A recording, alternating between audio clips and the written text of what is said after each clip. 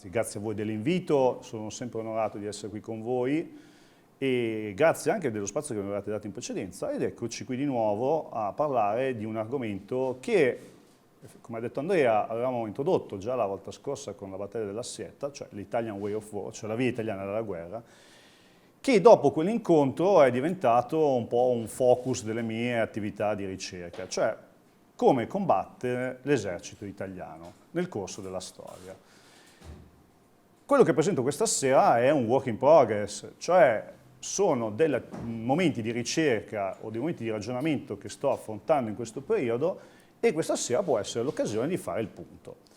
Siccome c'è tanta carne sul fuoco, questa sera, e tenendo anche conto di quelli che sono poi i programmi presentati dalla Domus Robica, voglio concentrarmi sul periodo tra la fondazione dell'esercito del Regio Esercito Italiano 1860 e la fine della Prima Guerra Mondiale, riservandoci successivamente di parlare dell'esercito italiano nella Seconda Guerra Mondiale e dell'esercito italiano nella Guerra Fredda.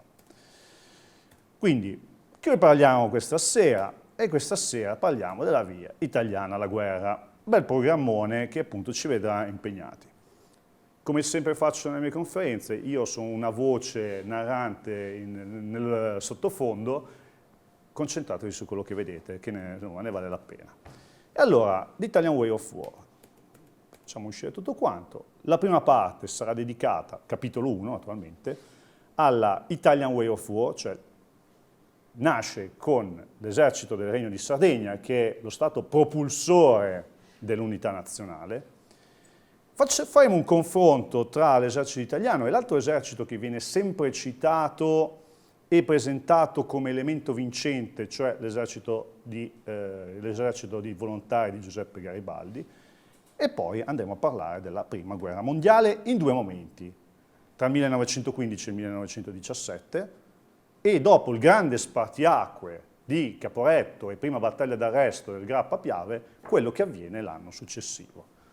Premetto che tante cose che diamo per scontate, tanti elementi che diamo per assodati e solidi, purtroppo, o meno male, devono essere visti sotto un'ottica completamente differente. E allora, da dove nasce questa cosa della via alla guerra? Alla fine degli anni '80, quando la NATO ha dato il via a un grande programma di ricostruzione dottrinale che ha poi portato alla creazione di una dottrina di combattimento chiamata Ireland Battle 2000, si sono chiesti come combattevano gli eserciti della NATO, visto che tutti dobbiamo addestrare in un certo modo, dobbiamo formarli in un certo modo, dobbiamo anche capire questi eserciti che cosa sono realmente. E allora, come avviene appunto nei centri di formazione, in particolare statunitensi e inglesi, hanno dato il via a delle ricerche storiche dedicate al Any Country Way of War e in parte anche sulla Military Effectiveness. 3 volumi editi dalla casa editrice Cambridge hanno raccontato come gli eserciti francese, inglese, tedesco e anche italiano hanno combattuto nel corso del passato. Partendo da questa falsariga ho detto andiamo a indagare un pochino meglio effettivamente quello che hanno fatto gli italiani. Dal momento che dal punto di vista storiografico, cioè da quello che è stato prodotto dagli storici, nel nostro panorama italiano, nel nostro panorama nazionale c'è poco o nulla, dal momento che l'aspetto operativo e tattico è quasi sempre abbandonato o poco trattato. E come vedete, questo filone di ricerca nel corso degli anni ha prodotto vari testi molto importanti. The Russian Way of War di Harrison, tra l'altro poi adesso anche editato in una versione aggiornata, aggiornata al 2015, attendiamo la conclusione degli eventi in Ucraina per vedere cosa verrà prodotto dopo, e consigliato a tutti The German Way of War di Robert Citino, che è stato di fatto, ed è di fatto il mio modello che appunto ho seguito per la presentazione di questa sera e per gli studi che appunto sto portando avanti. Piccola nota, la casa editrice Goreziana sta traducendo i testi di Citino, piccola nota di demerito alla Goreziana, hanno tradotto tutti i testi, tranne questo che appunto era il primo volume, quindi invito la Goreziana, se in ascolto o quando ci ascolterà, che appunto dedicarsi alla traduzione di questo ottimo, importante e a mio modo di vedere un proprio un testo di riferimento per chi si occupa della descrizione della storia di una forza armata. Robert Citino, The German Way of War. Come nasce la Italian Way of War? C'è un elemento propulsore di nascita? Certo che c'è. Vediamo questo quadro, intitolato La battaglia di Avigliana di ignoto autore fiammingo della metà del XVII secolo. Si vede la città di Avigliana sullo sfondo, dei soldati a cavallo, corazzieri che combattono, e andiamo a vedere un dettaglio di questi. Vediamo questi corazzieri con una bella fascia azzurra alla vita, che immediatamente ci permettono di identificarli come militari al soldo del duca di Savoia. E immediatamente guardiamo questi signori, ufficiali dell'esercito italiano, e nuovamente vediamo questo elemento caratterizzante, la sciarpa azzurra, che ci permette, da questo punto di vista visivo, di collegare immediatamente un collegamento. E naturalmente il collegamento non è solo da questi particolari, ma c'è anche un collegamento amministrativo, storico e tanto altro che adesso andiamo a vedere. E quindi concettualmente, anzi idealmente, dalla piazza Castello di Torino, qui proprio la piazzetta reale, nel passato ci tuffiamo in quello che era appunto il mondo militare del XVIII secolo e del Regno di Sardegna nello specifico. Questo regno ha già nel corso del XVIII secolo delle precise idee geopolitiche sul come gestire il territorio italiano. Cioè, si rendono conto che il Piemonte, la Savoia, quei brandelli di Liguria che hanno più la Sardegna, non sono sufficientemente sicuri per garantire una sopravvivenza strategica e geopolitica del Regno di Sardegna. Occorre ampliare il più possibile i propri confini e passare, vedete in rosso sono i confini del 1742, poi ampliati nella parte azzurra del Novarese nel 1948, l'obiettivo è ampliarsi il più possibile, non tanto verso ovest, dal momento che la Francia è un boccone troppo difficile da ingoiare, ovviamente, quanto verso est, dove Milano, ma in particolare Mantova, devono diventare assolutamente parti integranti della corona per avere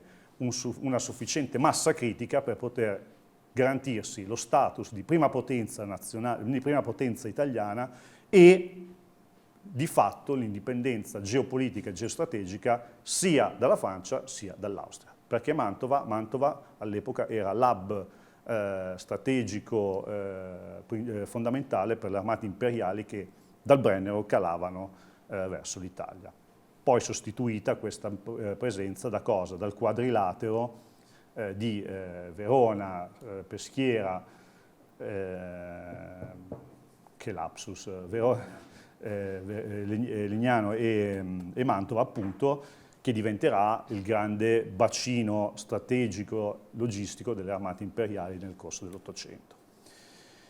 Questo Stato, tra l'altro, rinasce dopo la pace di Cateau-Cambrésis del 1559 con una finalità strategica ben precisa. Gli spagnoli inviano il duca Emanuele Filiberto a ricostituire il Ducato di Savoia al fine di controllare quella che è uno dei loro grandi percorsi strategici dei domini spagnoli, cioè la via di Fiandra, che è una strada che permetteva agli eserciti spagnoli dai porti rivieraschi della Liguria di raggiungere la Fiandra e quindi l'Olanda e il Belgio attraverso un più sicuro percorso di terra rispetto alle rotte navali atlantiche. Ovviamente, siccome in questo caso si parla di difesa delegata del territorio, metto a controllare il territorio una persona a me fidata, creando uno Stato cliente.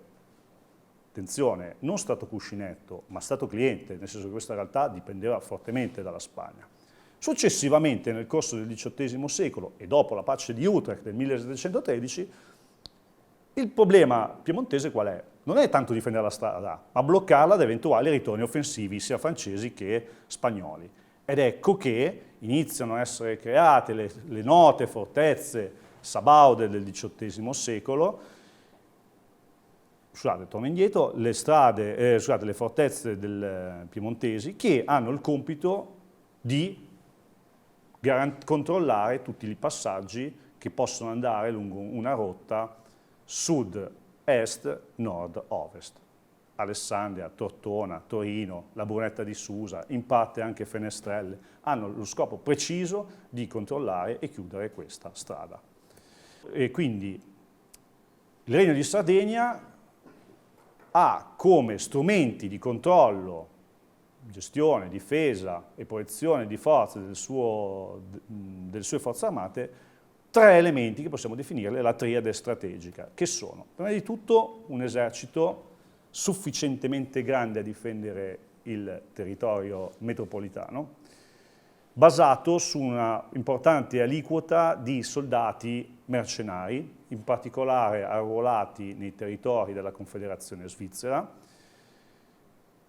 basati appunto addestrati per combattere delle battaglie difensive, agganciate a fortificazioni campali, e sono il secondo elemento strategico della triade del Regno di Sardegna, costruiti ad hoc lungo i punti nevralgici dello Stato sardo stesso. Il terzo elemento, come abbiamo già visto, sono le fortezze.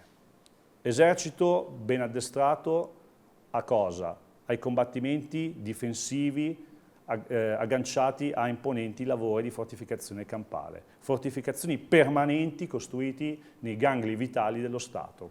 E queste fortezze, soprattutto quelle che vengono costruite nella seconda metà del XVIII secolo, questo è il fronte principale del forte San Vittorio di Tortona, sono di una qualità e di una qualità tecnico-tecnologica che di fatto anticipano quelle che saranno le fortezze del XIX secolo. Il forte di San Vittorio di Tortona, che è quanto di più avanzato dal punto di vista architettonico e tecnologico del XVIII secolo, diventerà il modello di quella che viene definita la nuova scuola tedesca di fortificazione, che prevede questi fronti casamattati su più piani, sostanzialmente come trovarsi un vascello pluriponte costruito in mattoni o pietre direttamente sul terreno. E opere di questo tipo diventavano estremamente difficili da eliminare nel corso di una operazione d'assedio. Questo per quello che riguarda il XVIII secolo. Il Regno di Sardegna, non sto qui a entrare nel dettaglio di quelle che sono le sorti geopolitiche e poi militari di questo regno nel corso della fine del XVIII secolo, viene sostanzialmente spazzato via dalle operazioni della prima campagna d'Italia di Napoleone Bonaparte e nelle successive vicende. Viene resuscitato esattamente con le stesse funzioni che aveva nei secoli precedenti nel corso del congresso di Vienna e ha un'altra funzione, anzi ha la stessa funzione precedente. Noi di solito leggiamo i nostri libri di storia, è uno stato cuscinetto. Lo stato cuscinetto identifica una realtà amorfa dal punto di vista delle alleanze che serve a tenere distanti due stati tra di loro ostili. In questo caso potevano essere l'Austria e la Francia, ma il Regno di Sardegna non è una realtà amorfa, è collegata a doppio filo con la Santa Alleanza formata da Austria, Prussia e Impero Russo. E quindi nuovamente abbiamo uno Stato cliente che è stato delegato alla difesa del fronte sud orientale nei confronti di eventuali provenienze francesi. E andiamo a vedere nel dettaglio che cosa si inventano. Iniziano a realizzare dei piani operativi. Chi? Lo Stato Maggiore del resuscitato esercito sardo, una commissione mista austriaca, prussiana e inglese. Poi a un certo punto gli inglesi diranno non ne vogliamo, non siamo tanto interessati, dal momento che a loro interessava più che altro una città di Genova indipendente che poi verrà data ai Savoia con tanti saluti, e allora rimangono solo gli austro-prussiani e sardi a decidere come difendere questo Stato. La scelta che fanno è la seguente: ricostruire un numero limitato di fortezze, in particolare la più importante, Genova, che diventa la grande base navale del regno. La cittadella di Alessandria rimane solo la fortezza che oggi vediamo, perché tutte le altre imponenti fortificazioni di epoca napoleonica furono rase al suolo come condizione dei trattati di pace del 1814, quindi rimane semplicemente uno snodo stradale fortificato di media importanza, ma soprattutto viene realizzato il nuovo grande imponente campo trincerato dell'Esseion, in Savoia. A che fine? Nuovamente controllare ed eventualmente sfruttare le vecchie strade di Fiandra che nel frattempo Napoleone Bonaparte aveva completamente rinnovato, rendendo i transiti su ruota possibili non solo nel periodo primaverile e estivo, ma anche autunnale e invernale, cosa che prima era totalmente precluso. In caso di invasione francese, in base a questa opzione numero 1, l'idea era, attraverso queste fortezze alpine, che chiudevano solo il Moncenisio e il Monginevro, ma in particolare solo il Moncenisio, bloccare o ritardare eventuali offensive francesi, compreso anche lungo la costa dove viene ricostruito il castello poi forte di Ventimiglia.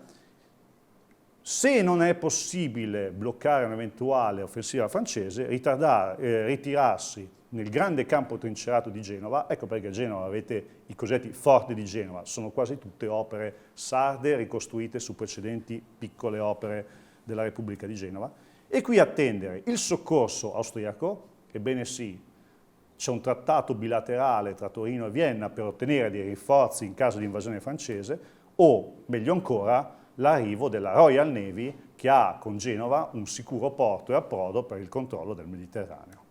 L'opzione numero 2, che diventa quella preferita dagli strateghi sardi e anche austro-prussiani, è quella di inviare un esercito direttamente all'interno del Piemonte allo scoppio delle ostilità e eventualmente ottenere anche dei rinforzi britannici via Genova e, sfruttando il grande hub logistico dell'Essonne, dalla Savoia penetrare in Francia puntando a Grenoble e poi a Lione. Questo piano diventa il piano preferito sino all'anno 1831. Noi lo studiamo, ormai lo studiamo poco nei libri di storia risorgimentale e si studia pochissimo poi in quello che è appunto il grande caos politico della prima metà dell'Ottocento. Ma nel 1831 poi esplodono le rivolte in Polonia, ci sono delle rivolte in Francia, quindi cambiano regimi e sostanzialmente interi paesi traballano sino alle fondamenta. Gli austriaci dicono: caro Regno di Sardegna, tu che devi affrontare questa rivoluzione, anzi la Francia praticamente vede cade la monarchia dei Borbone e arriva Luigi Filippo, e la Francia, per tenersi buono il Regno di Sardegna, cosa fa? Viene sfruttata come santuario per, definiamoli così, agenti provocatori della giovane Italia Mazziniani, entrano in territorio sabaudo e realizzano sommosse, attentati, cercano di minare lo stato sociale sardo. In Savoia abbiamo grossi problemi. La prima medaglia d'oro dei carabinieri, Scapaccino, muore nel corso di una sparatoria con rivoltosi mazziniani e chiedono soccorso agli austriaci, i quali sono già impegnati a domare la rivolta dei polacchi insieme ai russi, e dicono: noi non abbiamo la possibilità di venirvi in soccorso, quindi dovete arrangiarvi. E in che modo si arrangiano? Prima di tutto scendono a patti con i francesi, va bene, noi accettiamo il nuovo regime che è presente in Francia, e immediatamente chiudono i rubinetti dei rifornimenti ai mazziniani, i quali si devono sbandarsi. Nel contempo Carlo Alberto, nuovo sovrano che è succeduto a Carlo Felice, dice: beh, dobbiamo pensare a una nuova strategia, gli austriaci non sono più in grado di aiutarci, ricostruiamo nuove fortezze in modo tale da avere uno sbarramento totale nei confronti delle Alpi. Ed ecco che nascono nuovi forti. In alto, oltre a quelli precedenti, viene costruito il forte di Bard, in Valle d'Aosta, che è quello che vedete oggi, che non è quello del 1800 delle operazioni napoleoniche, era tutta un'altra roba. E in Valle Stura di Demonte il forte di Vinadio, in modo tale da avere proprio uno schermo che chiude tutti i principali transiti alpini. Sulle Alpi il Regno di Sardegna dovrà affrontare, sconfiggere e bloccare qualsiasi avanzata francese diretta nel territorio nord italiano, di fatto bloccando qualsiasi avanzata avversaria lungo un asse che va dal Monte Bianco fino alla Riviera Ligure. Casomai dovesse succedere qualche imprevisto, rimane sempre Genova con la Royal Navy come grossa assicurazione sulla vita nei confronti del Regno. La piazzaforte dell'Esseion può sempre servire come importante trampolino di lancio per eventuali offensive sul fianco di un'eventuale offensiva francese. Su Genova, piccolo inciso, già i piani erano previsti per il trasferimento del tesoro nazionale da Torino a Genova in modo tale da essere sicuri di nei confronti di qualsiasi pericolo. E nascono alcuni corpi molto interessanti. Dovrebbe essere, non mi ricordo se 1836 nasce il corpo dei bersaglieri e nascono come corpo di fanteria leggera destinato a cosa? Ad avere truppa addestrata e molto mobile per combattere sulle Alpi.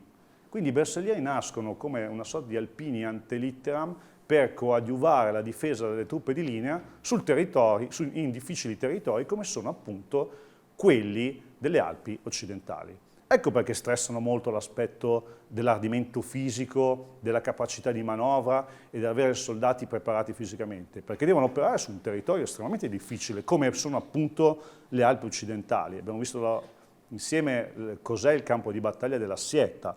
Ecco, questi avrebbero dovuto operare in quella realtà. Poi saranno impiegati altrove, nati per combattere sulle Alpi, creeranno la loro epopea nel corso delle battaglie del Risorgimento, che sono tutte battaglie che sono appunto avvenute lungo la pianura padana nel settore orientale. La dimensione tattica l'abbiamo vista la volta scorsa.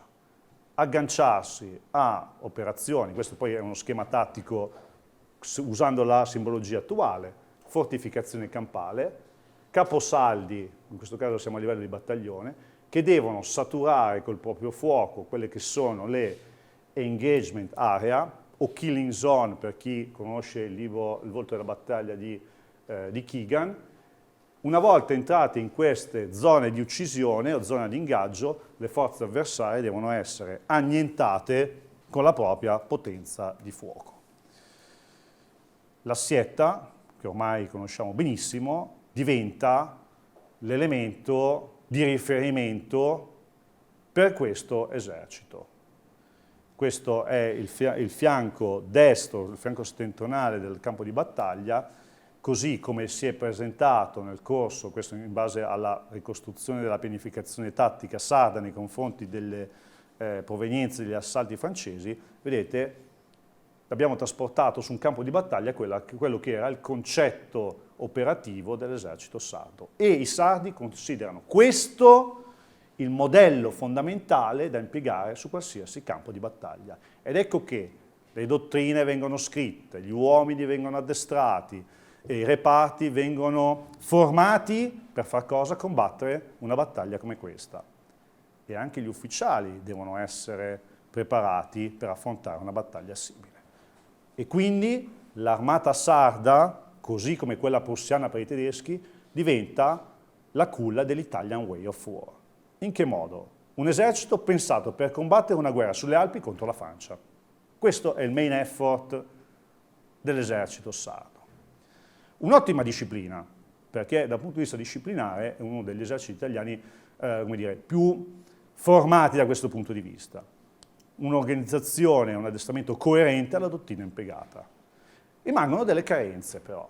Ovviamente che se io penso a un esercito che deve raggiungere una data posizione e lì in maniera statica affrontare il nemico, abbiamo dei problemi nei confronti del concetto del combine arms, cioè affronto il nemico non solo con le mie armi della fanteria, ma lo combino anche con altri armamenti, cavalleria e artiglieria. Da questo punto di vista ci sono delle carenze, perché i reparti non sono addestrati per cooperare tra di loro. Tanto devo portarli in un punto e lì stanno fermi e saturano la zona di ingaggio con le proprie armi. Da questo punto di vista ci sono delle fortissime carenze. Enfasi delle dottrine difensive, ovviamente, è il loro obiettivo principale, nella potenza di fuoco e nella realizzazione di imponenti lavori campali. Dal punto di vista dell'architettura militare, campale, ingegneristico, sono veramente in gamba. E questa capacità, questa grande capacità tecnica e tecnologica poi consentirà a questo esercito, quando diventerà l'esercito italiano, di esprimersi in tutta la sua capacità sul fronte alpino della Prima Guerra Mondiale. Perché sono così bravi? Certo, avranno una tradizione di almeno 3 secoli, scusate, di almeno 2 secoli di realizzazione in ambito alpino di un certo tipo. Strade, ponti, scavi in galleria, realizzazione di fortificazioni campali dalle minime, proprio dalle buche dei soldati, fino a grandi opere di trinceramento. I comandi sono fortemente centralizzati e questo è un grave problema. Perché è un problema? Perché sebbene vada benissimo per questo tipo di dottrina difensiva, non va bene se io penso a una battaglia manovrata. Il reparto arriva nel mio trinceramento, l'ufficiale deve solo gestire il fuoco e poco altro. E quindi, dal punto di vista della dottrina del comando, noi abbiamo quello che si chiama comando centralizzato. Io ti do degli ordini scritti, ben precisi, minuziosi e guai uscire da questa realtà. Mentre in altri eserciti, facciamo sempre un confronto con quello prussiano e poi quello tedesco, dove è previsto un combattimento estremamente manovrato, si danno pochi, chiari, netti, ordini all'ufficiale. Tu devi fare questo, poi come ci riesci sono affari tuoi, io ti do solo i mezzi per riuscirci. Questa filosofia di comando che si chiama Auftragstaktik o quella che poi è diventata oggi nota come Mission Command, cioè tattica di missione, garantisce una notevole autonomia all'ufficiale comandato, cosa che a quello sardo era totalmente preclusa.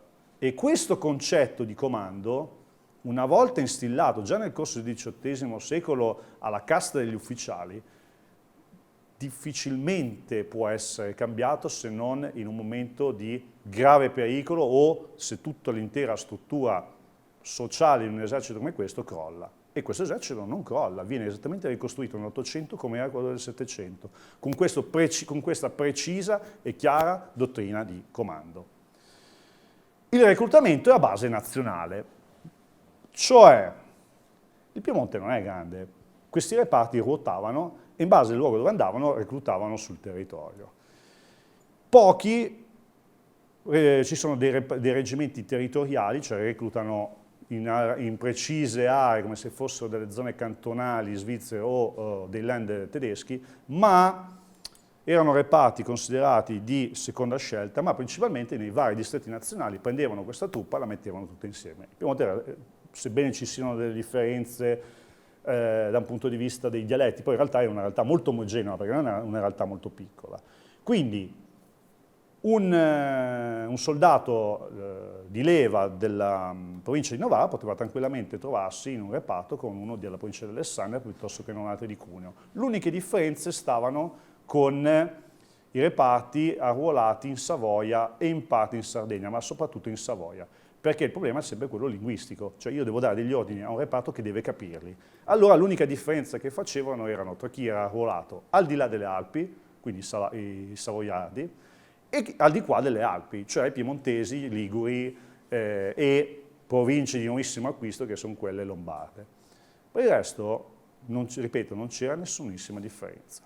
E già incominciamo a sentire questo rumore di fondo. Ma quindi uno di Ivrea poteva essere arruolato con uno di Alessandria? E poi immaginiamo tra qualche anno uno di Ivrea può essere arruolato con uno di Caltanissetta. Sono dei concetti di arruolamento che poi vedremo più tardi. Infine, una logistica poco curata per quel che riguarda la capacità di proiezione oltre i confini nazionali. Il Regno di Sardegna è piccolo. Perché lo curano poco? Se io devo mandare un reparto da Torino a Susa, meno di 50 km su strada, non è che devo pensare a grandi capacità logistiche. Basta creare subito un centro di raccolta a Susa, a pochissima distanza, e non ho grandi problemi. Il primo scossone che hanno è quando devono mandare un corpo di spedizione in Crimea. E allora lì bisogna un attimo adattarsi e capire come fanno eserciti più strutturati come quello francese o quello inglese.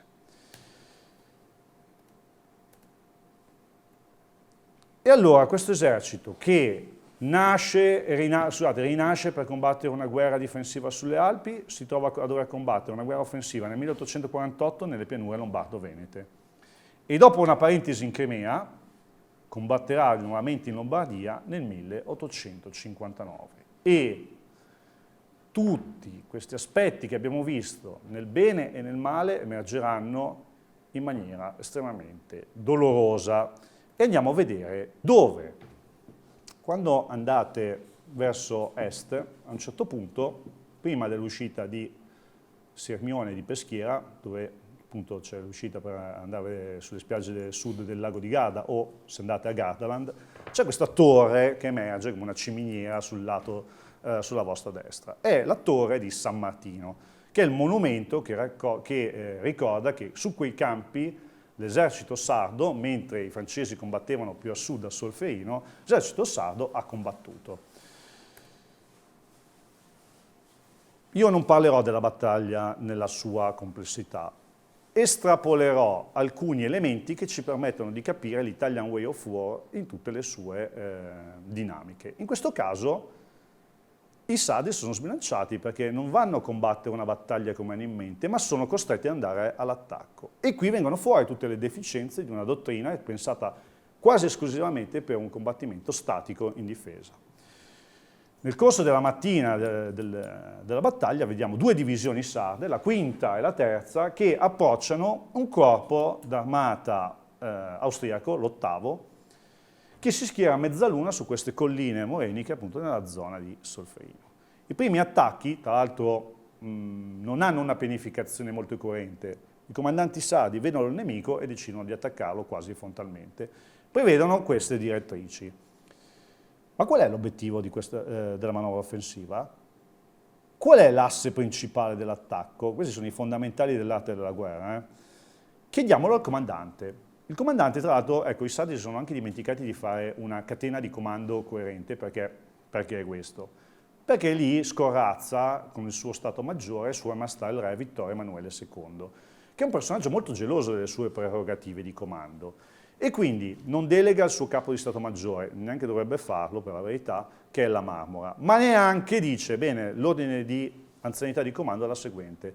Quindi devono un attimo decidere il da farsi, ma non si metteranno neanche d'accordo. Comunque Philibert Mollard, che è uno dei due comandanti di divisione sardi, decide che lui, in quanto il più anziano presente, deve comandare l'azione. Ovviamente non è che gli altri divisionari sono molto contenti di dover prendere ordini da lui e di fatto combatteranno in maniera slegata. Allora, non abbiamo una dottrina coerente ed efficace per quello che riguarda le operazioni offensive. Non abbiamo nel nostro esercito il concetto di combine arms e in questo caso è un grosso problema perché si deve mandare la fanteria sulla cima di una collina o i cannoni e le batterie di artiglieria che vanno a sparare in zone che non vanno bene per la mia manovra.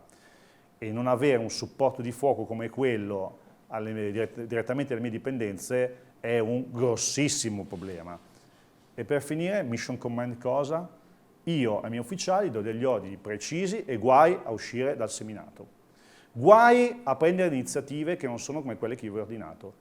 C'è una bellissima via sulla sinistra o sulla destra per raggiungere la posizione, non mi interessa, l'attacco deve essere frontale perché io ti ho ordinato quella cosa. Questa è la task organization, cioè l'organizzazione di una divisione sarda all'epoca. Quello che è interessante vedere è che per ogni brigata c'è un battaglione di bersaglieri che devono funzionare come forza esplorante, forza per ammorbidire con il proprio tiro mirato il fronte avversario. Ogni reggimento è basato su 4 battaglioni. Vedete? Non c'è cavalleria. Quindi già questo concetto di combine arms crolla miseramente. L'artiglieria è delegata direttamente al comando del comandante di divisione. Altro problema perché una brigata napoleonica 40 anni prima avrebbe avuto una organizzazione molto più differenziata rispetto a questa. Cosa ci insegna, cosa ci dimostra questa organizzazione? Che sono unità pensate per combattere in un preciso territorio, non avendo cavalleria, è ovvio che in questo caso già ci denuncia il fatto che queste sono unità pensate per combattere in un territorio alpino. E già il fatto che dal 48 al 59 non avevano pensato di fare delle modifiche sostanziali a in questo senso, già ci dice che qualche problema a livello proprio dottrinale ce l'abbiamo, con pochissima fanteria leggera. Alla fine un battaglione non è che sia poi tantissimo e non abbiamo fanteria leggera all'interno dei reggimenti. Questo è come si schiera una brigata per un attacco, vedete, 2 battaglioni in testa di fanteria di linea, 1-2 sopravanzati dal battaglione di bersaglieri che si deve aprire a ventaglio e sostanzialmente deve avanzare, esplorare il territorio e appunto agganciare il combattimento, attivare il combattimento con l'avversario, lungo l'asse di avanzata. Il grosso dell'attacco, 4 battaglioni messi in linea e una riserva di 2 battaglioni. Tutto bello, notiamo ancora che manca l'artiglieria, notiamo che manca totalmente cavalleria esplorante che può essere d'aiuto in un attacco come questo. Serve una forte coordinazione tra i reparti di testa e chi comanda la fanteria leggera, altrimenti una manovra come questa è di fatto impossibile.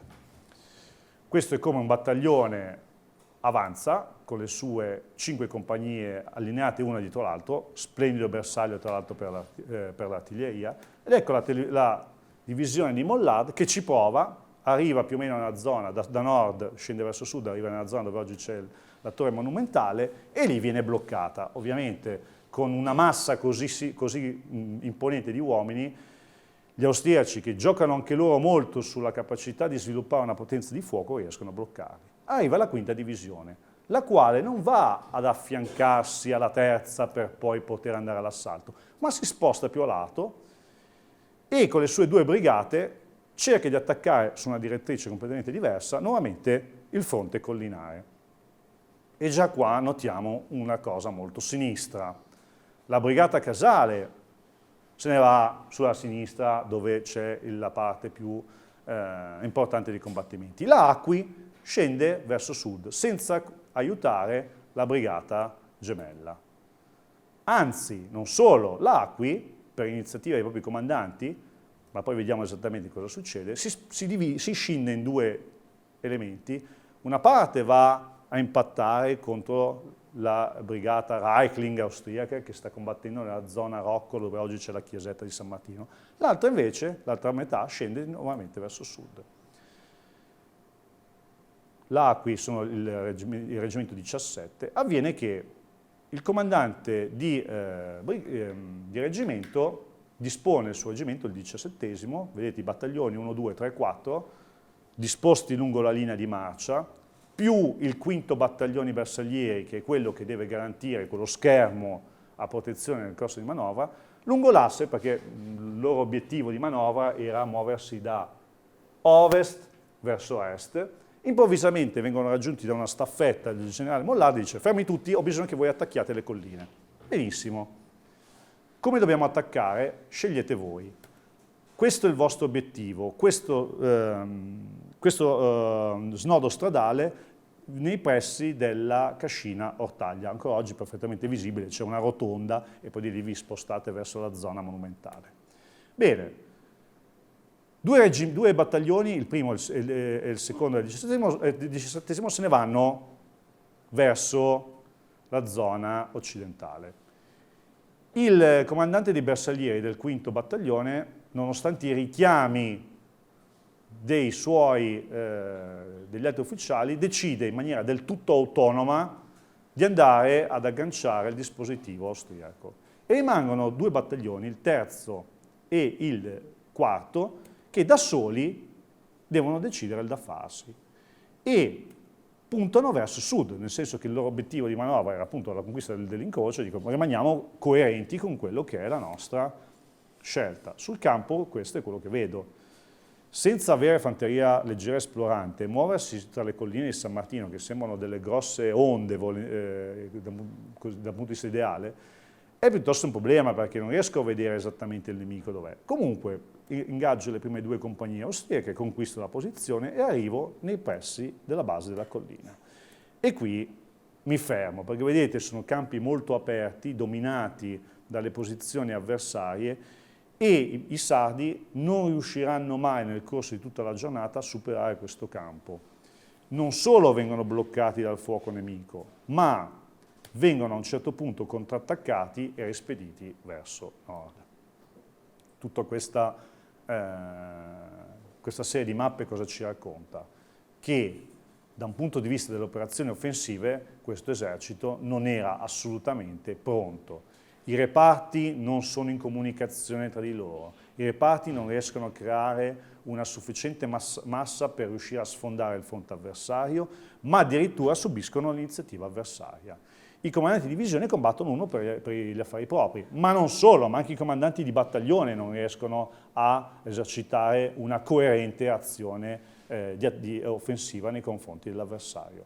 Al punto che, dopo questo contrattacco, gli austriaci se ne stanno tranquilli per ore sulle colline di San Martino in attesa dei successivi combattimenti.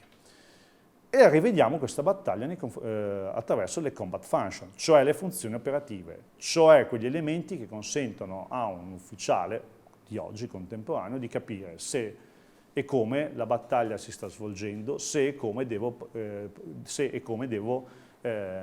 organizzare appunto il mio scontro. Allora, iniziamo dal comando. Scusate, problemi con l'animazione. Abbiamo visto che è un comando non organizzato a livello di grandi unità, perché c'è una figura importante che è quella del re, che ancora ha un peso piuttosto incisivo nel corso dell'azione. I comandi sono non decentralizzati, non dotati di sufficiente autonomia, ma sono estremamente rigidi. La logistica ha dei problemi nel proiettare le forze fuori dal territorio nazionale, infatti a San Martino ci saranno grandissimi problemi, soprattutto nel recupero e nella gestione della massa di feriti che vengono a crearsi in queste situazioni. Pensiamo che l'armata sarda ha avuto complessivamente dovrebbero essere circa, cifra complessiva di tutte le truppe impiegate in Lombardia in quel periodo di 50.000 uomini, non combattono tutti 50.000 a San Martino, ma di questi 50.000 alla sera del termine dei combattimenti, oltre 5.000 sono considerati fuori combattimento e incomincia a essere una percentuale molto importante. Ecco perché a Villafranca si lamenteranno tutti, abbiamo fatto la pace, come facciamo, come non facciamo. Va bene, però intanto la massa critica, quella che combatte dell'esercito, ha avuto grosso modo un quarto delle forze completamente fuori combattimento. E il Piemonte non ha una massa di reclutamento tale che ci permette di ripianare le perdite così velocemente. L'intelligence, poca conoscenza del campo di battaglia, poca conoscenza della posizione delle forze, è uno di quegli elementi che nel corso dell'Ottocento dovrà essere successivamente ampliato. La protezione delle forze, naturalmente, non giocando in una posizione difensiva, la protezione delle forze assolutamente non c'è stata. Sul fuoco, dovendo andare all'attacco, non c'è stata sufficiente capacità di creare una saturazione di fuoco nei confronti dell'avversario, anzi lo si è subito. In più, l'elemento che avrebbe dovuto permettere di scardinare le difese avversarie, cioè l'artiglieria, è stata impiegata poco e male. Solo alla fine della battaglia verranno ammassate sufficienti batterie di artiglieria per colpire il fronte avversario. Peccato che quando viene colpito il fronte avversario gli austriaci si stanno già sganciando per i fatti loro. E di fatto i sardi andranno a occupare che cosa? Una posizione già vuota. E infine la manovra. Abbiamo visto, saranno stati bravissimi nelle operazioni difensive e lo dimostreranno anche in qualche occasione nel corso delle battaglie del Risorgimento, soprattutto nel corso della seconda battaglia di Custozzo in alcuni momenti, ma fortissime criticità nel corso delle manovre offensive. Abbiamo la variante garibaldina, perché poi ci sono quelli che sono considerati i vincenti. L'esercito garibaldino è l'esercito più di successo della nostra storia dell'unificazione nazionale. Garibaldi stravince nel sud Italia contro l'esercito del re delle Due Sicilie, vince, poi vediamo come, nei confronti degli austriaci nel 1866, vince, secondo una vulgata che è tutta da verificare, anche nei confronti dei prussiani, anche se la storia ufficiale prussiana ci racconta di una cosa un po' differente sulla famosa conquista della bandiera da parte dei volontari garibaldini nel 1871. Non è così netta e chiara questa vicenda, ma andiamo a vedere cosa fanno questi. Garibaldi recluta, anzi basta solo il nome di Garibaldi per far accorrere nel punto convenuto masse di volontari. Volontari che non c'è il tempo di armare efficacemente, non c'è il tempo di soprattutto addestrare in maniera efficace. E quindi il combattimento sarà basato sull'urto, la furia garibaldina. Che cos'è? Nient'altro che un soldato che armato con fucile e baionetta corre in direzione dell'avversario. Ovviamente, siccome non parliamo di un comandante stupido, ma molto capace e motivatore, sa bene che questa avanzata deve essere supportata da cosa? Da una potenza di fuoco. E chi accompagnerà i garibaldini nel corso delle sue battaglie? O artiglieria del Regio Esercito sardo e poi del Regio Esercito stesso, gentilmente imprestata per l'occasione. Ci saranno artiglieri anche inglesi che combatteranno nel 1860, oppure fanteria leggera dotata di armamento rigato di ottima qualità. I famosi carabinieri genovesi che accompagnano i garibaldini nella campagna meridionale sono tutti armati con carabine federali svizzere, che erano quanto di meglio poteva esserci per il tiro mirato nel confronto dell'Ottocento. Una volta ammorbidito l'avversario posso caricarlo. Certo, funziona benissimo nei confronti di eserciti scossi, poco motivati, anche minati da un'efficace propaganda nei loro confronti, come poteva essere appunto l'esercito del Regno di Sardegna. La situazione cambia completamente nelle giudicarie nel 1866. Ce lo dicevamo prima, il corpo dei volontari italiani, quello del 1866, è veramente una massa importante di uomini. Si aspettano 15.000-20.000 uomini e ne arrivano oltre 43.000. Oltretutto non dimentichiamo che un'aliquota veramente importante arriva proprio qui da Bergamo, dove Bergamo è la città dei 1000 per antonomasia. Però il problema è portarli poi in combattimento, se non siamo addestrati e non dobbiamo affrontare appunto un avversario poco motivato. E gli austriaci che combattono nel 1866 nel saliente trentino sono molto motivati, perché lì combattono per la difesa del proprio territorio nazionale. E allora Garibaldi combatte il 3 luglio a Suello con un ratio di perdite di 6-1, cioè per ogni austriaco ferito, ucciso o perso in combattimento abbiamo 6 garibaldini che sono morti, feriti, uccisi o catturati. A Vezza, in un altro luogo, il 4 luglio il ratio di perdite scende leggermente a 4-1, ma la mazzata importante arriva a Bezzecca con un ratio di perdite di 14-1. Ora capite bene che quando gli dicono ritirati, obbedisco. E si ritirano, perché la campagna del Trentino del 1866, che è una campagna ancora da studiare nel dettaglio, ci insegna che da un punto di vista tattico, tecnico, operativo, gli austriaci sono di una qualità decisamente superiore a quanto Garibaldi può mettere sul campo. Bezzecca è lo spartiacque, proprio è la cesura di questa campagna, tant'è che non riusciranno neanche ad arrivare a Riva, che da Bezzecca dista pochissimi chilometri. E quindi, quando si dovrà decidere che tipo di esercito avere in Italia, sì, bello Garibaldi, tanti successi, bellissimo, però questa in realtà non può essere presa come elemento di riferimento. E allora, il 14 marzo 1861, avviene la proclamazione del Regno d'Italia. Il 4 maggio, ma molto velocemente, con un banalissimo decreto firmato da Sua Maestà il Re, l'armata sarda cessa di essere armata sarda e diventa Regio Esercito Italiano. Vedete, c'è proprio un passaggio di consegne tra quello che è l'esercito piemontese, l'esercito sardo, a quello che è il Regio Esercito, che poi altro non è che il nostro attuale esercito italiano. A cosa serve questo esercito? E qui dobbiamo mettere un punto fermo. I due storici anzi lo storico che principalmente ha trattato la storia del nostro esercito italiano è Giorgio Rochat, che insieme a un altro ricercatore Massobrio hanno scritto appunto alla fine degli anni 70 un volume molto importante dedicato alla storia dell'esercito, e ci dicono che questo esercito serve per tenere sotto controllo il territorio nazionale da parte di Casa Savoia. Quindi sostanzialmente è una grande forza di polizia. Noi non possiamo essere d'accordo con questa visione.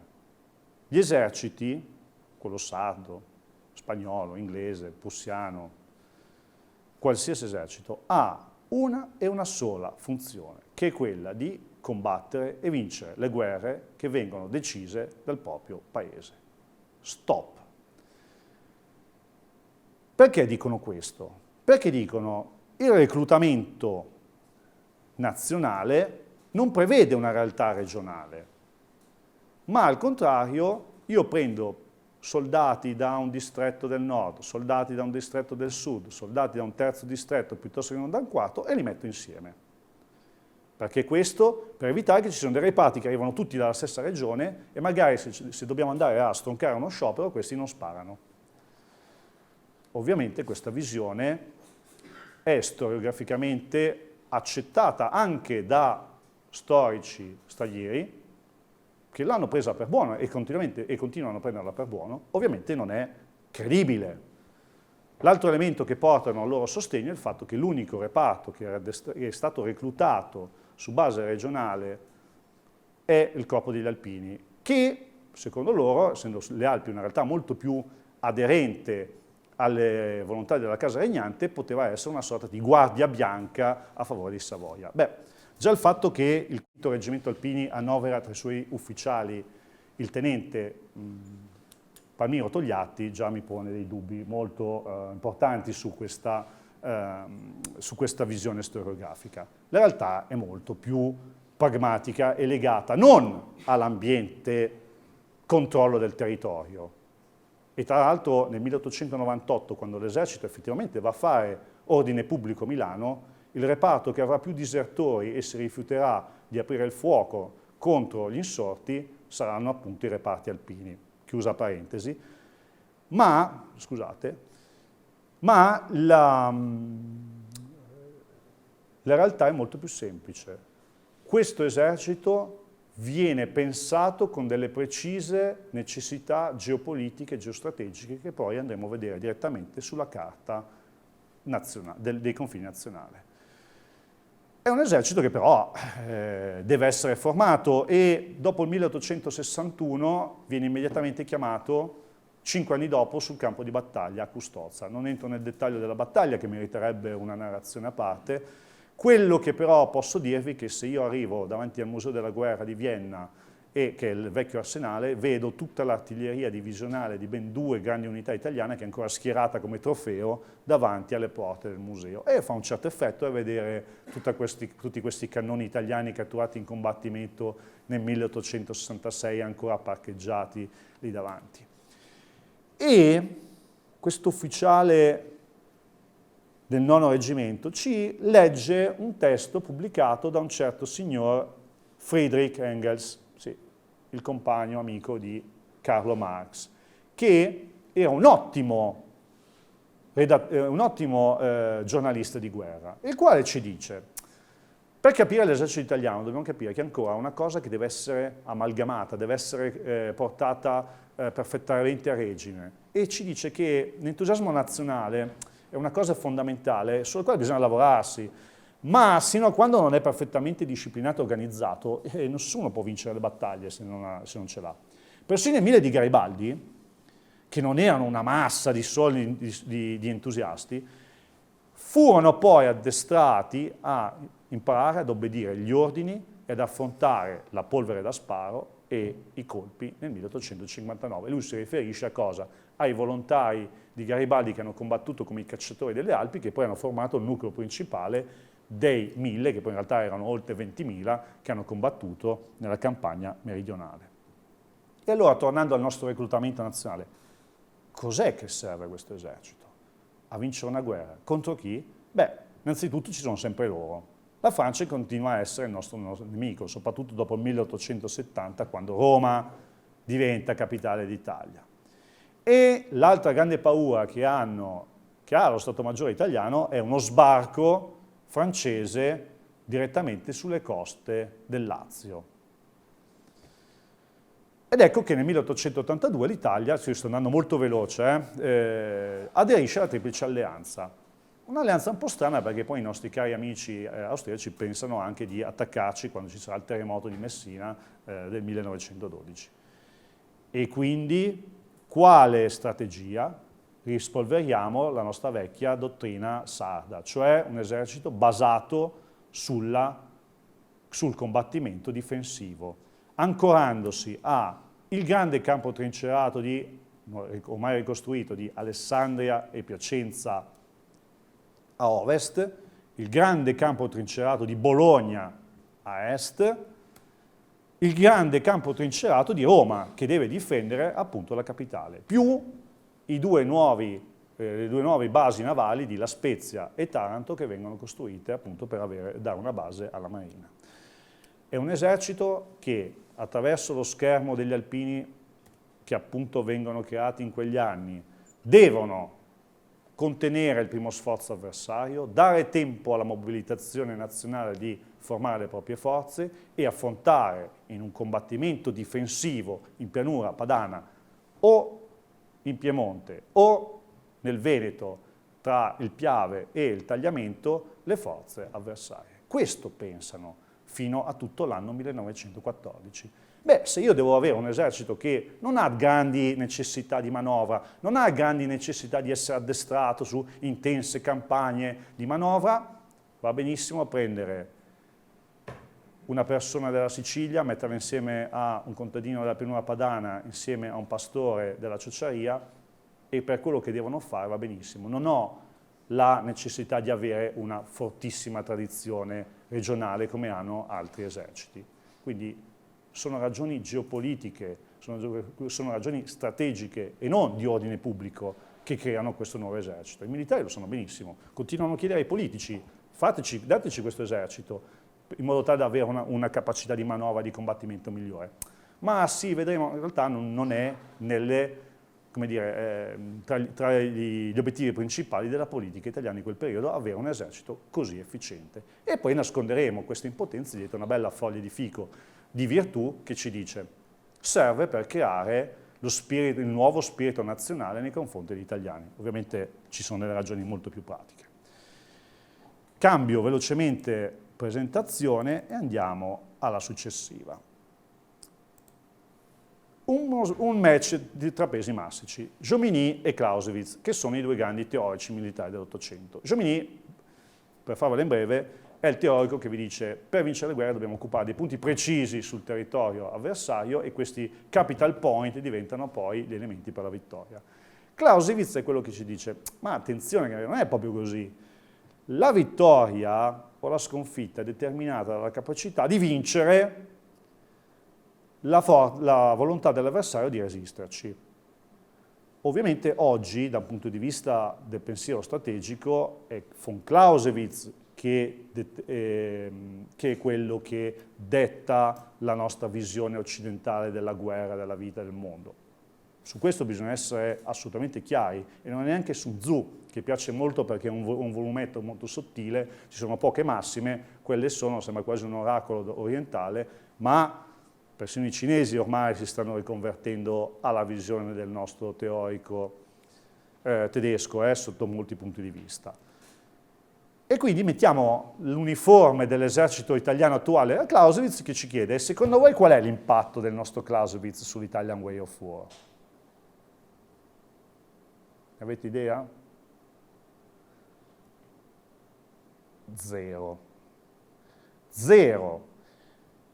E ve lo dimostro anche sull'impatto che ha avuto da un punto di vista intellettuale. Allora, il Vom Kriege, che viene pubblicato post mortem nel 1832 dalla moglie, 14 volumi, di cui solo i 3 vengono tradotti per la prima volta nel 1942,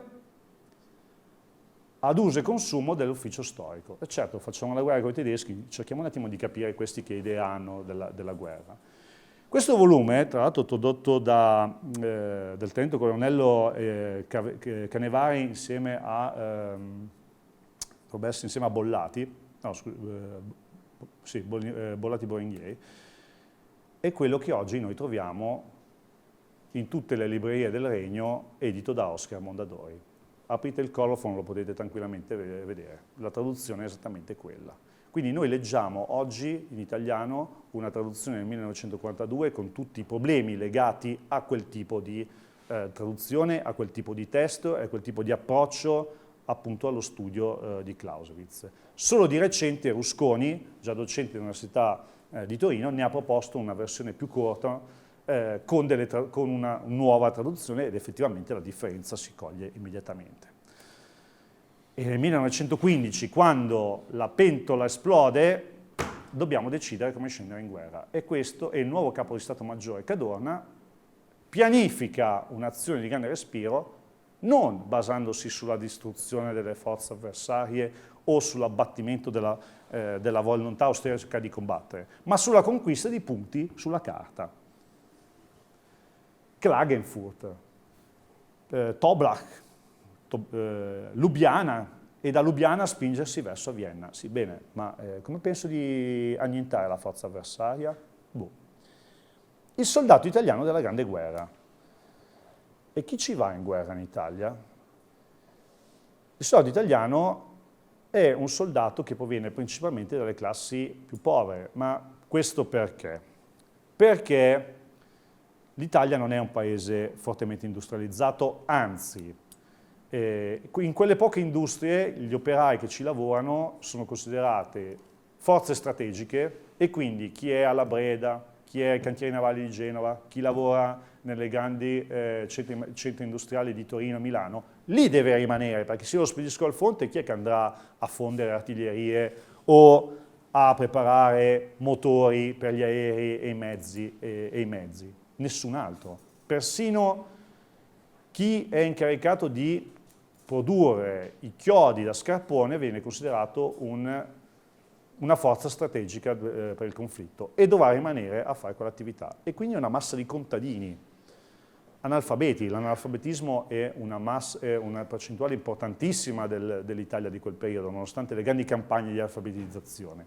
E questi uomini non leggono, non scrivono, quindi immaginate mandargli un ordine scritto, non sanno leggere una carta topografica e quindi diventa un problema addestrarli con tattiche di combattimento sempre più sofisticate.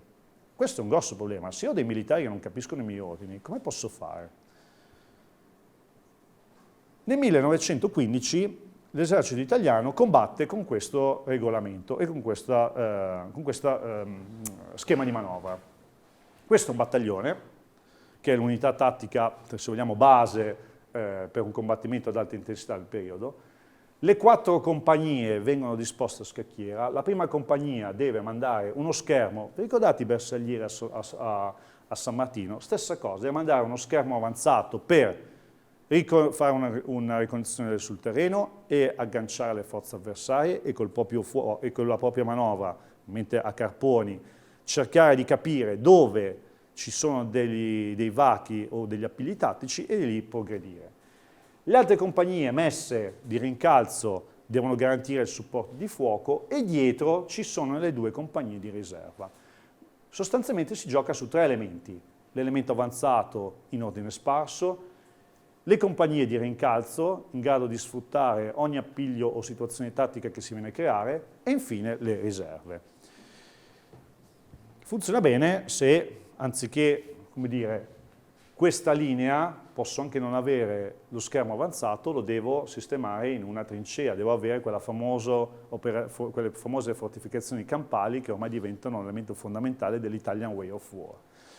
Ma se devo combattere in territorio aperto, ci vuole un'ottima capacità di comando e controllo e devo avere degli uomini che sanno combattere con questa tattica piuttosto elaborata.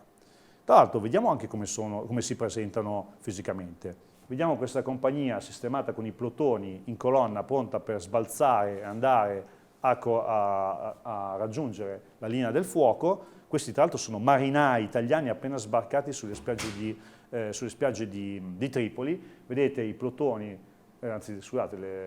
i plotoni schierati in fila indiana uno dietro l'altro, sono distanziati per poter vanificare eventualmente il fuoco dell'artiglieria, quindi si spera che i colpi raggiungano gli intervalli tra una fila e l'altra. Ovviamente le prime esperienze di guerra della Prima Guerra Mondiale ci insegneranno che queste formazioni sono troppo massicce, sono troppo ravvicinate per poter sopravvivere, e viene dato l'ordine di avanzata. Vedete che si alzano in piedi e proseguono nella direzione dell'attacco. Poi arriva lui e il generale Cadorna che dice: questa roba qua non va bene, è troppo complessa, io ho a che fare con una massa di mobilitati che non sanno leggere né scrivere, figuriamoci attaccare il nemico con queste manovre su 3 linee differenti, con 3 formazioni differenti, addirittura con i plotoni sistemati o in colonna o in linea.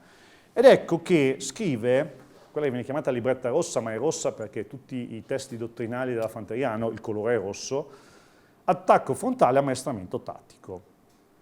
E cosa ci dice lui? Lui dice semplicemente questo: allora, il lavoro di ammazzamento e di sfondamento del fronte lo farà la nostra artiglieria. Voi, fanti, vi dovete disporre esattamente come se fosse una sorta di pacchetto mischia di un campo di rugby. Le compagnie, vedete, 1, 2, 3, 4, sono sistemate su 4 linee differenti. Ogni segmento rappresenta un plotone. Prima ondata, seconda ondata, terza ondata, quarta ondata. Quindi 4 ondate che devono attaccare le posizioni avversarie. Ovviamente questa roba qua funziona solo se da davanti non ho più niente di vivo che mi riesce a bloccare l'avanzata.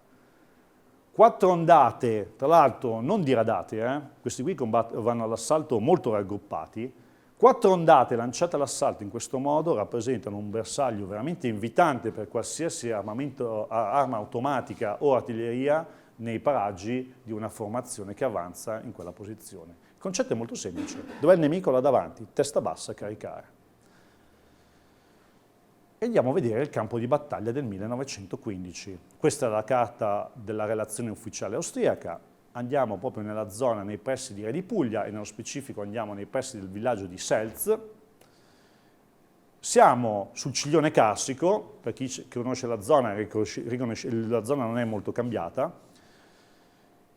La foto è stata scattata nel 1916, quando gli italiani ormai hanno già conquistato il Ciglione Carsico, e qui stiamo fotografando dalla posizione austriaca la provenienza degli attacchi italiani. Gli italiani hanno seguito né più né meno la strada e di qui poi, schierandosi in quelle formazioni su 4 ondate, hanno dato l'assalto. In prima fila vediamo il reticolato, il famoso reticolato che ci inchioda per mesi lì, bloccato. Adesso il fotografo si gira alla sua destra e questo è quello che vedo. E allora penso, ma cos'è che vedo? Vedo ancora la massa del reticolato. Qua dietro riusciamo a vedere 2 strisce nere, nerastre, che sono le trincee austriache. Quindi vedete anche la povertà di queste trincee com'è. Nel 1915 non è che andiamo all'assalto di enormi campi trincerati che ci bloccano. Bastano pochi muretti, una buca del filo spinato e immediatamente l'assalto viene bloccato. Re di Puglia oggi è esattamente poco oltre quel ciglione che vediamo nella foto.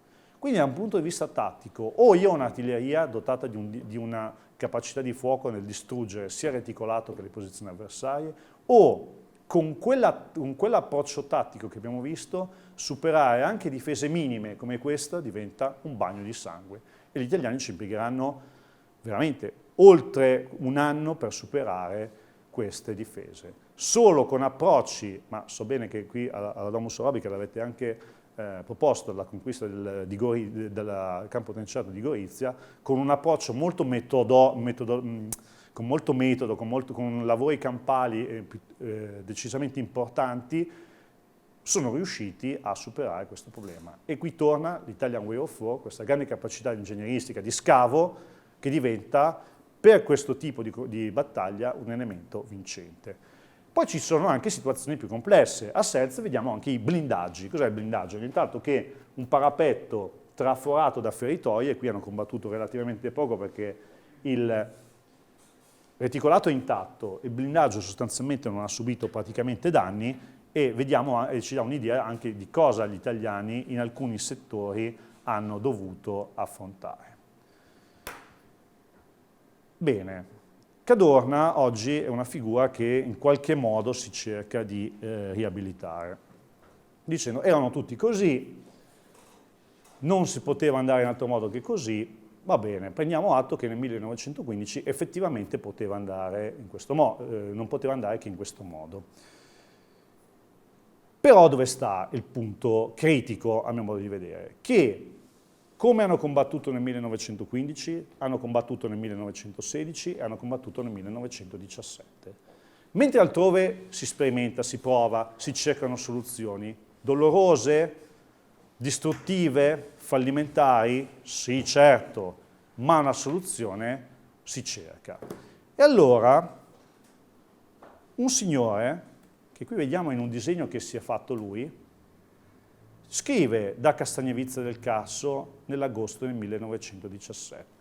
Questo signore è Paolo Cacciadominioni, che per chi si dedica alla storia della Seconda Guerra Mondiale sul fronte africano dirà qualcosa, volontario di guerra, tenente del Genio. Nel 1917 è il 17 agosto nelle linee di Castagnevizza del Carso, quindi siamo alla vigilia dell'11ª battaglia dell'Isonzo. Tra l'altro, 11ª battaglia, subiamo anche dal punto di vista della propaganda l'offensiva nemica. Isonzo Schlacht è il nome che gli hanno gli austriaci. Il nostro ufficio propaganda non è neanche riuscito a inventarsi di nomi diversi. E quindi che risultato c'è stato? Che chi dall'estero leggeva queste informazioni diceva magari gli italiani stanno facendo l'11ª battaglia dell'Isonzo, ma loro non avanzano. Sì, certo che avanzano con fiumi di sangue, però ci siamo spostati da Re di Puglia fino quasi a ridosso delle Armate e di Trieste, però dal punto di vista della comunicazione, e lo sappiamo oggi con la guerra in corso, quanto è importante l'aspetto propaganda, sembrava che gli austriaci ci tenessero veramente inchiodati. Ma lui è in attesa dell'inizio della grande Materialschlacht italiana. La 10ª e l'11ª battaglia sono le nostre grandi battaglie della Prima Guerra Mondiale. Sono le battaglie dove ci vedono impegnati maggiormente, sono battaglie pochissimo studiate, perché ovviamente passa il concetto storiografico che tanto è successo sempre la stessa cosa, tanto che senso ha studiarle. Beh, signori, se volete dedicarvi veramente a uno studio che mi parere importante, studiate queste battaglie perché meritano. Beh, lui in questa trincea sa che l'indomani si va all'assalto e scrive: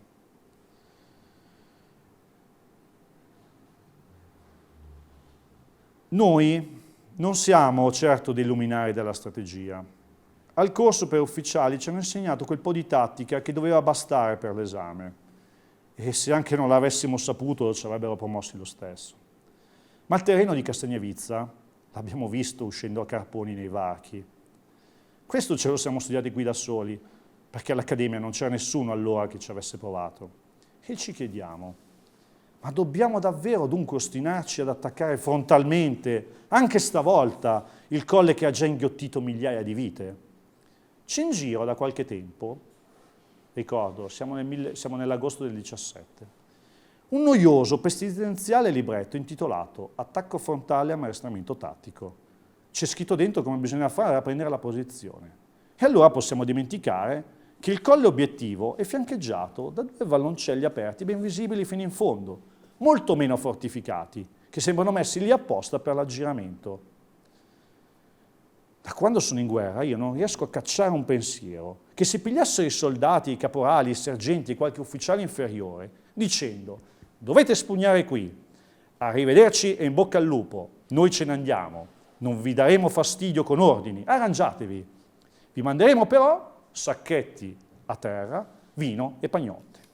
Se questo potesse succedere, credo che saremo a Trieste da un pezzo. Intanto domani all'alba comincia il bombardamento delle posizioni austriache. Cacciadominioni, che è molto intelligente, capisce che il comando delegato, il mission command, sarà quello che può essere il successo di questa guerra. Lui ci arriveranno anche gli austriaci poi in quello che è Caporetto. Arrivano gli arditi, ma gli arditi che funzione hanno? Sfondano il settore frontale e dopodiché deve arrivare la massa dietro a sfruttare il successo. Beh, è un po' diverso rispetto al concetto delle truppe d'assalto austriache, dove sfondano e vanno avanti, sfondano e raggiungono le artiglierie nemiche e le mettono a silenzio, sfondano e proseguono sempre dritti incurandosi di quello che avviene sui loro fianchi. I nostri arrivano, creano il buco e poi c'è la vecchia dottrina del 1915 che deve sfruttare il successo e questo non avviene. Non avviene perché con queste masse di uomini che avanzano verso le posizioni avversarie diventano un ottimo bersaglio per l'avversario.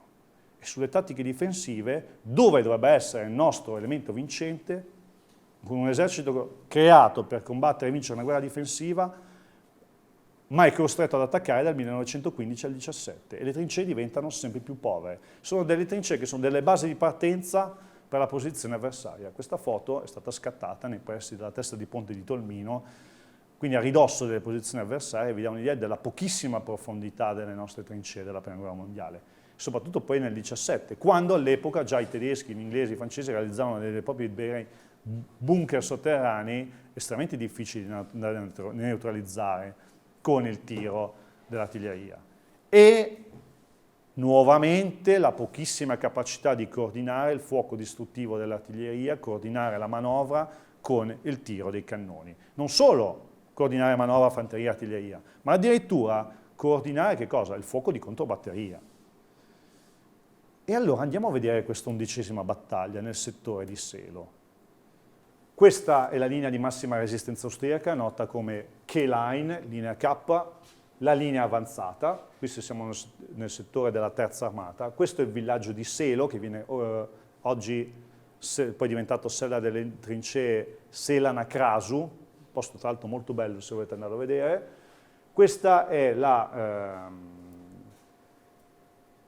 dunque il 65esimo, il 66esimo è la, non vorrei dire una sciocchezza, dovrebbe essere la brigata Forlì, che deve appunto conquistare questo settore della linea K. Sono pochissimi metri. Come ci dice Calcio Dominioni, ci sono un sacco di appigli tattici che possono essere sfruttati. L'artiglieria italiana bombarda per giorni le posizioni avversarie e questo è quello che riescono a fare. Pochissimi metri, il 65esimo, il secondo e il terzo battaglione, il 65esimo, in questo campo subiscono oltre un terzo delle perdite in mezz'ora di fuoco. Il 66esimo, che può sfruttare il ciglione carsico di Brestovizza, del vallone di Brestovizza, riesce a raggiungere la linea K e qui viene decimato dal contrattacco avversario. Se andate, vedete però l'approccio qual è? Attacchi frontali e siamo nel 1917. Questo è il campo di battaglia, questa è proprio la linea di penetrazione del 66esimo reggimento.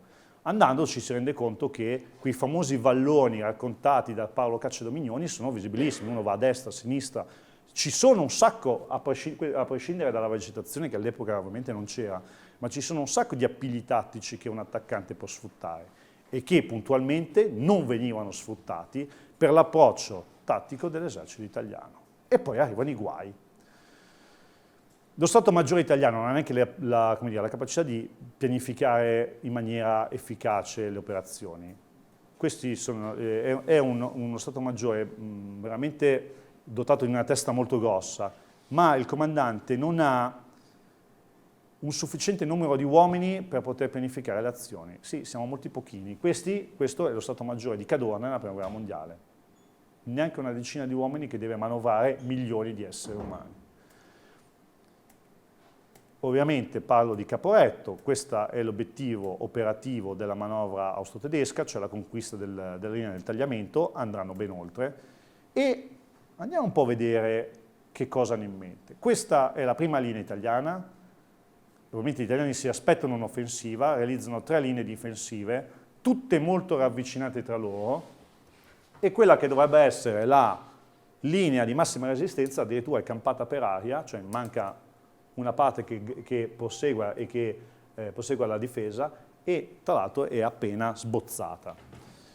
Questa è la manovra che è messa in atto, o meglio, la pianificazione della manovra austro-tedesca, scusate, ai lati il fissaggio delle forze italiane e il Matajour, che è l'obiettivo della manovra, lo sfondamento che deve essere messo in atto dall'Alpenkorps bavarese. C'è il piano italiano.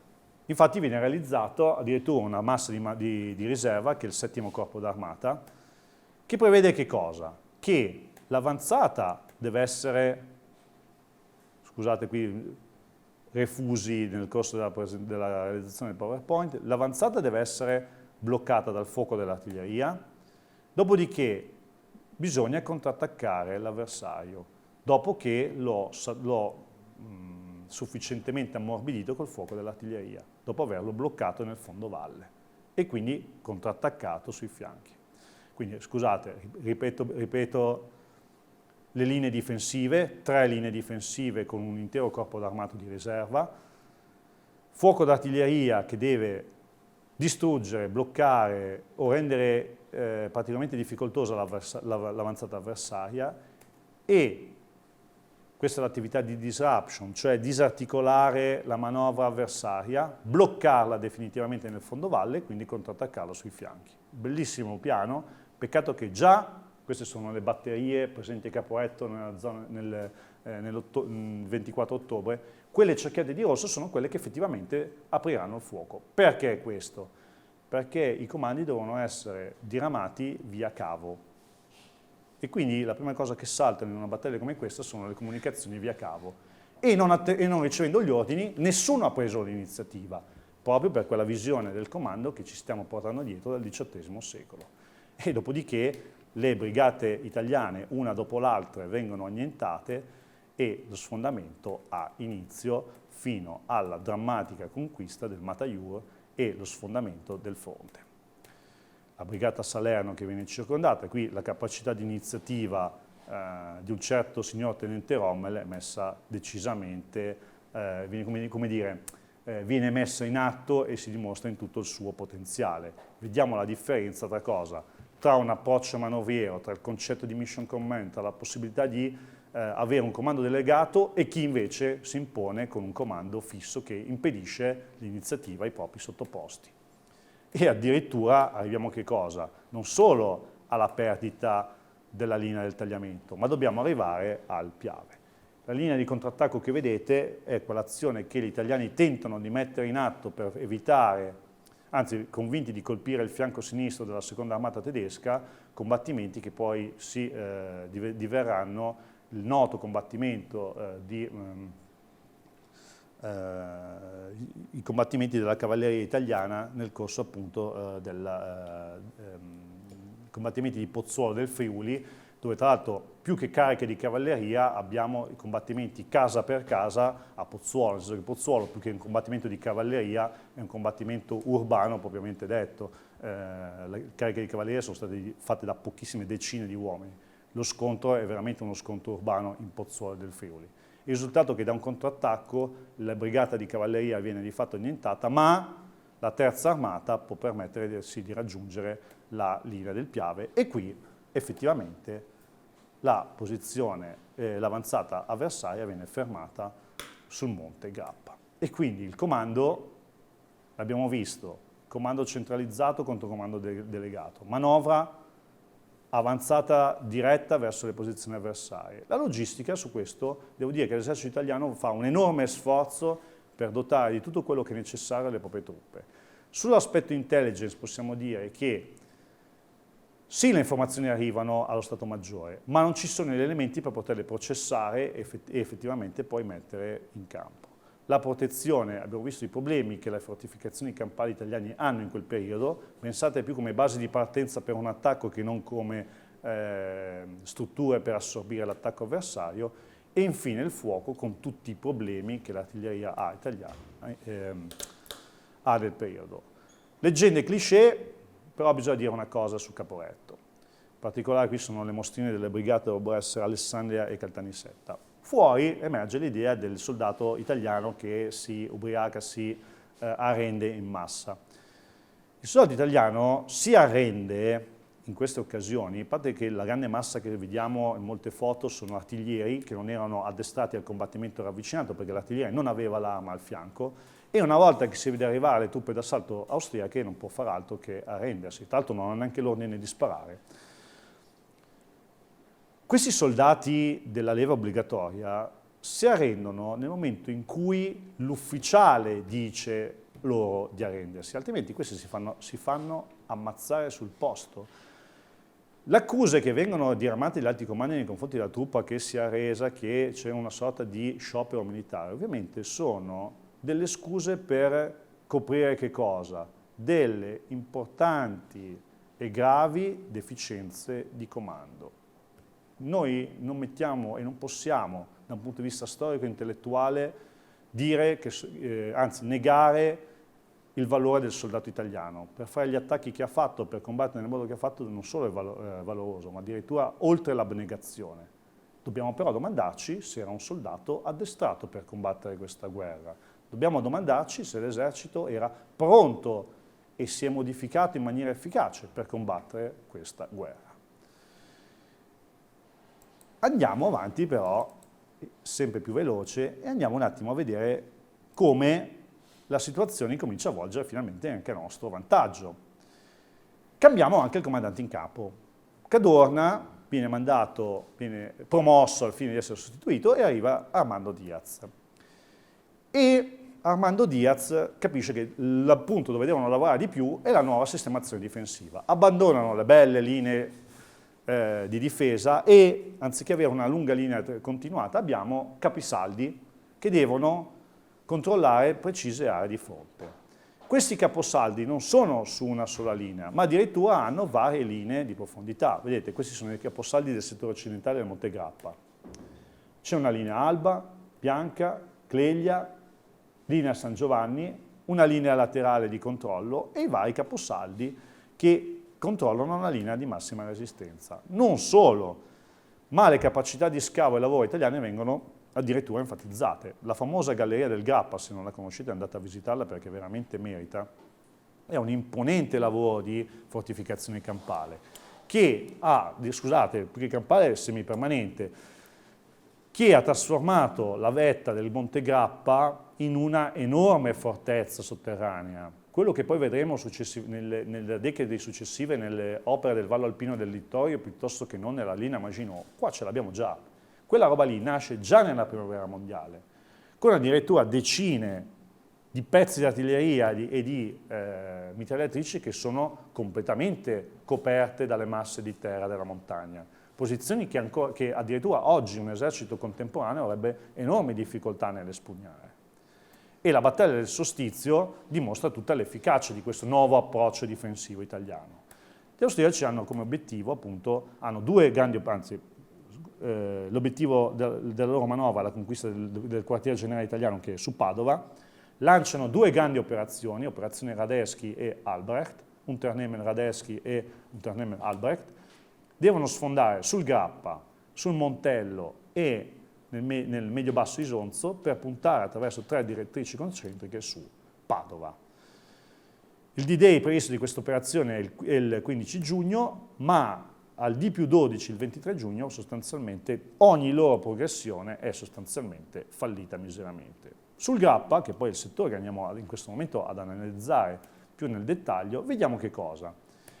Che le linee difensive italiane vengono messe in fortissima, vengono attaccate in maniera piuttosto imponente, addirittura le nuove tattiche di infiltrazione austro-tedesche, in questo caso sono solo austriaci che combattono, consentono loro di sfondare il primo giorno e raggiungere veramente le vicinanze del Monte Corno. Alle ore 10 del 15 giugno hanno avuto una progressione piuttosto importante, ma nelle ore successive, questa puntata di massima, nelle ore successive questa avanzata, la loro progressione viene bloccata e sostanzialmente al D+11 gli italiani hanno di fatto riconquistato tutte le loro posizioni, tranne un breve settore del fronte. Poco a nord del Monte Grappa si ripresenta la stessa situazione, le avanzate austriache sono veramente minime, soprattutto se confrontate con quello che hanno fatto pochi mesi prima a Caporetto, e contrattaccate nei giorni, se non addirittura nelle ore successive.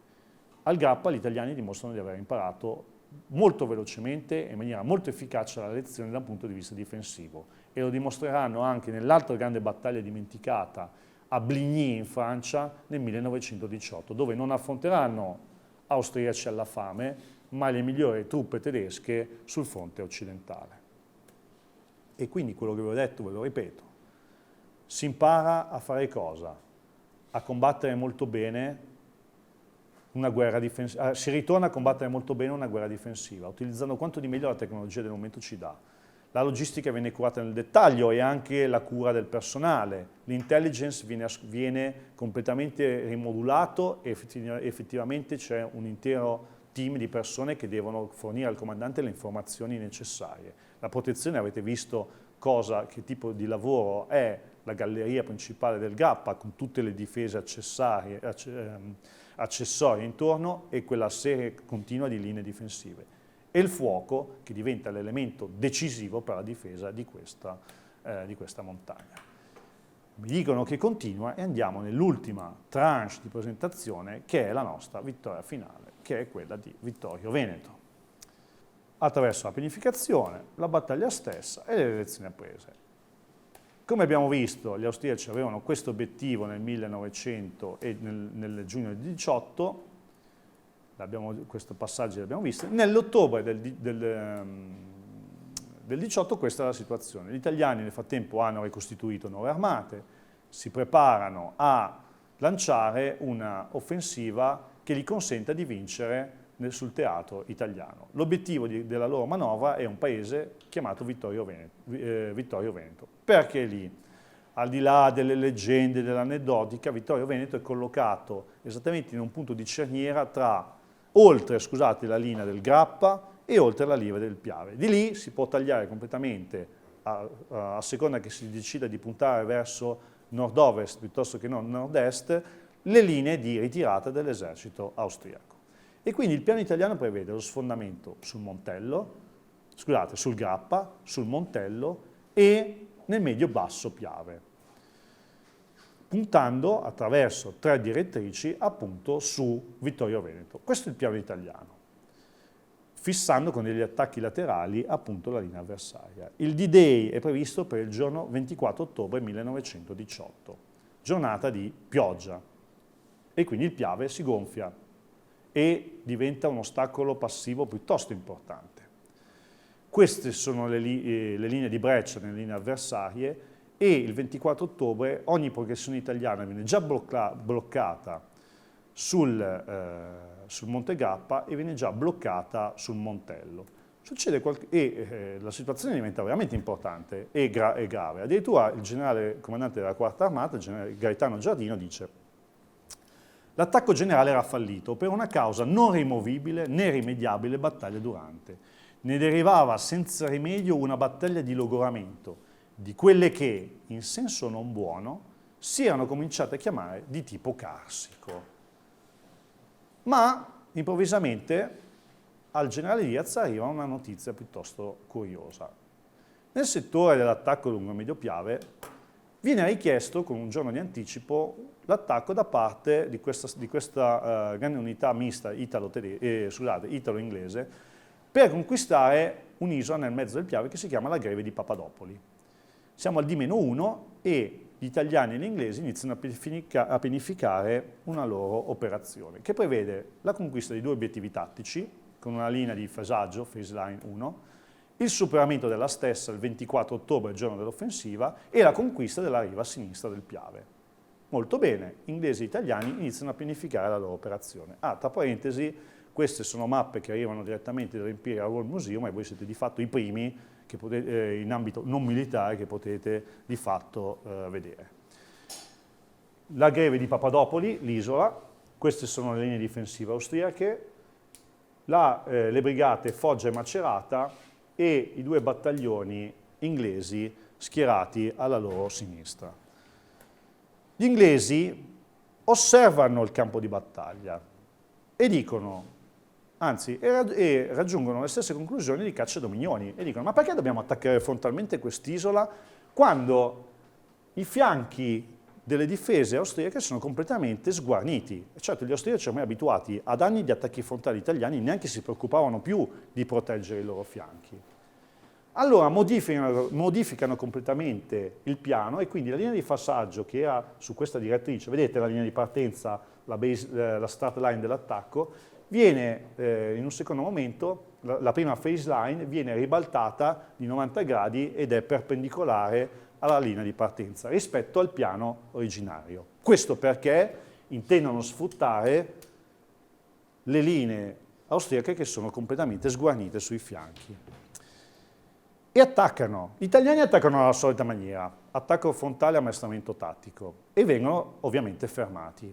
Gli inglesi sbarcano, utilizzando come supporto i pontieri italiani, e conquistano completamente 2/3 dell'isola, raggiungendo il loro obiettivo tattico, annientando il battaglione austriaco lì presente.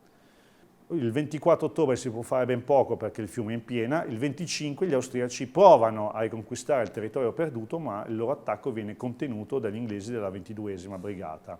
La Macerata e la Foggia rimangono sempre inchiodati nelle posizioni che avevano raggiunto il 23. Alla fine spunta il sole il 26 ottobre e gli inglesi e gli italiani possono finalmente attraversare il fiume favoriti dalla nebbia, annientare un battaglione austriaco che sta chiudendo la loro testa di ponte e sfruttare lo sfondamento. Il giorno D+3, questa è la situazione e vedete che la testa di ponte che gli inglesi hanno creato a Papadopoli è l'elemento decisivo di questa vittoria. Il D+4 al 28, la testa di ponte si sono ampliate e ormai quella che si è creata a Papadopoli è di fatto in continua espansione e gli austriaci non sono più in grado né di contenerla né tantomeno di annientarla ed è da qua che parte l'elemento decisivo della vittoria italiana, la vittoria Veneto. Quindi sì, è vero, erano gli inglesi stessi con i quali ho svolto alcune attività sul terreno e con loro ho fatto un battlefield tour di studio di questa battaglia, mi confermano che la vittoria è sicuramente italiana. Da un punto di vista tattico l'apporto inglese è assolutamente stato decisivo per lo sfondamento delle linee avversarie. E il D+5 ormai lo sfondamento della linea nemica è decisivo e ormai le truppe italiane sono in totale exploitation dell'attività. Ancora tu, ma non dovevamo vederci più?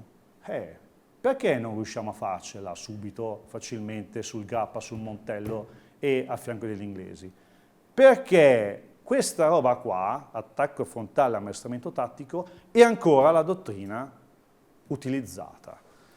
E Franz Weber, autore di Tappe della disfatta, stupendo libro di memorialistica realizzato da questo ufficiale austriaco, scrive, lui l'attacco italiano le subisce, e quindi ci dice cosa vede.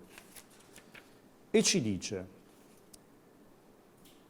gli italiani avanzano, noi sappiamo però che essi attaccano il villaggio, li vediamo improvvisamente uscire dall'ombra, anche davanti a noi, non sono reparti d'assalto, ma vere e proprie masse, una fiumana. Attacchi di questo genere noi li abbiamo visti soltanto quelli che di noi erano stati in Russia.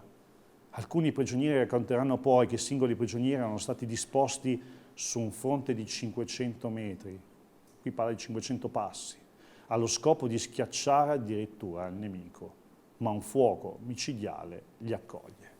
Quindi nel 18 noi attacchiamo in un modo che agli austriaci ricorda che cosa? Gli attacchi in massa che i russi hanno fatto nel 1914 sul fronte orientale.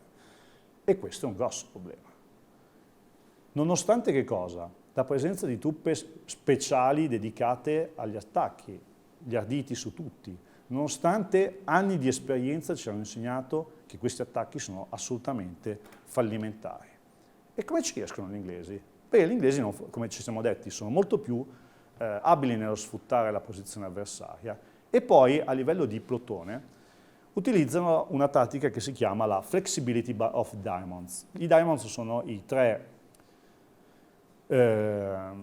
tre squadre che formano appunto il plotone. Il primo plotone è quello che deve agganciare il nemico e affrontarlo con bombe a mano e fucili. Il secondo plotone è quello che deve dare la potenza di fuoco e sono quasi tutti armati con mitragliatrice Lewis, quella che veniva montata sugli aerei, e infine i moppers, che sono quelli che devono bonificare la trincea una volta superato l'obiettivo.